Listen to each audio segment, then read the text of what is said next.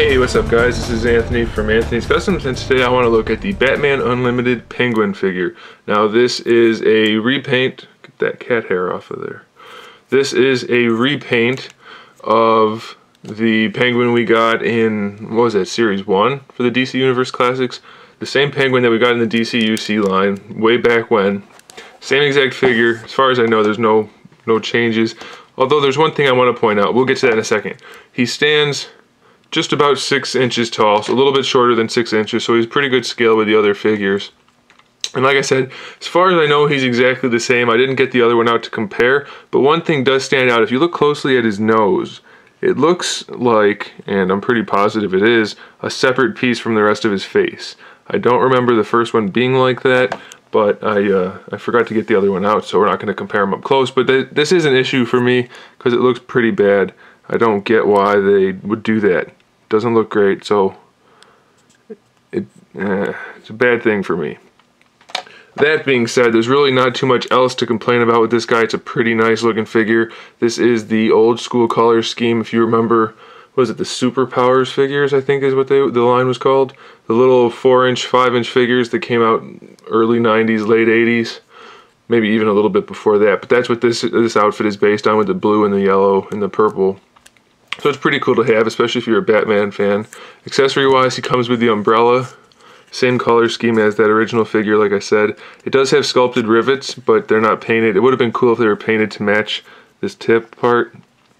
The handle is painted though, so it looks pretty decent. The inside is not, so that doesn't look pretty decent. It comes with this thing, which I'm not sure what it's supposed to be. If it's supposed to be a gun or a gas shooter, because his umbrella's done many things. But it just kind of snaps in there awkwardly, and that's it. So I don't know, it's just kind of weird. I said the same thing when I reviewed the original version of this guy. It's just kind of a weird accessory the way they did that. Oh well, so let's talk about articulation. The head has more articulation than any other DC that I can think of, DC Universe figure. So it's basically a full range of motion ball joint. Any direction you want to go, he can do it. So that's pretty cool. They did a good job with that. I don't know why they don't do that more. The outside of the jacket is soft. I guess that's okay. It doesn't really matter, I suppose, because you're not going to get any articulation out of his torso other than the waist twist. So I don't know if that's important or not, but it's there. The paintwork is decent enough. The buttons and the bow tie are painted. The face is painted okay. Really no complaints there. There's no paint on the jacket at all though, so that's kind of a bummer. He's got the same shoulders as the Joker figures do. Any of the suited figures from DC Universe, it's the same, basically the same exact design. So he's got the ball disc shoulders, and then bicep swivel, which is kind of ugly, but it's not horrible as long as you keep the arms straight. Single jointed elbow, and then wrist rotation at the glove, which is solid white. There's no paint detail on there, but they did paint the cuff of the undershirt on the sleeve of the jacket. The yellow is painted here, and it does have gold buttons.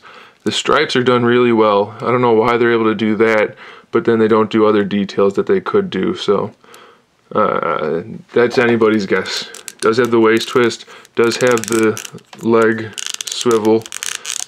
I don't know if the legs are meant to come out or not. They're super tight, so I don't think they're supposed to. I don't remember the first one having that ability, so I don't know for sure on that, but it doesn't really work, so it doesn't matter if it's there or not because it doesn't work. Single jointed knees and single ankle pivots. None of the details are painted on the shoe, just the white part.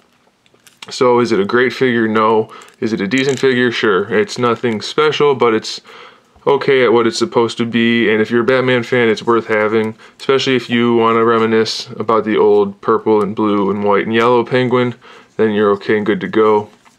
It's a nice display piece though, because any of the major problems you're not going to notice firsthand. So if he's not sitting on the shelf holding his umbrella, you'll be perfectly happy with the figure. So I think it's probably worth picking up, but ultimately that decision is up to you. So let me know what you guys think in the section below, the comment section below, and stay tuned for more figure reviews and more custom figures. And in the meantime, keep collecting.